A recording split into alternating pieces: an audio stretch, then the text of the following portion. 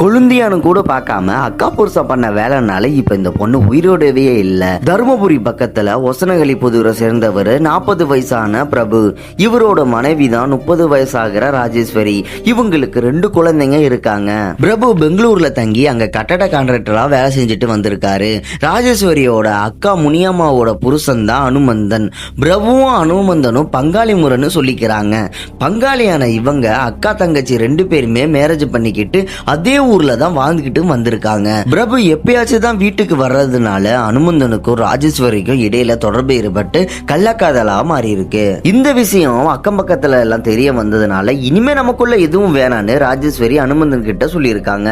இப்ப ரீசெண்டா ராஜேஸ்வரி ஸ்கூல்ல பேரண்ட்ஸ் மீட்டிங் அட்டெண்ட் பண்ணிட்டு தனியா வந்துட்டு இருந்தப்போ உன்கிட்ட நான் லாஸ்டா ஒரு டைம் பேசணும்னு ராஜேஸ்வரி அனுமந்தன் தனியா கூட்டிட்டு போயிருக்காரு. அங்க பேச்சுவார்த்தை சண்டையா மாறி ராஜேஸ்வரியை கடுமையை தாக்கி அங்க குழியில தள்ளி விட்டுருக்காரு. ராஜேஸ்வரி இறந்துட்டான்னு நினைச்சு அதை மறைக்கணும்னு அவர் ஓட்டிட்டு வந்த டிராக்டர்ல இருந்த மண்ணை கொட்டி மூடுனதுல ராஜேஸ்வரி சம்பவ இடத்திலேயே இறந்துட்டாங்க.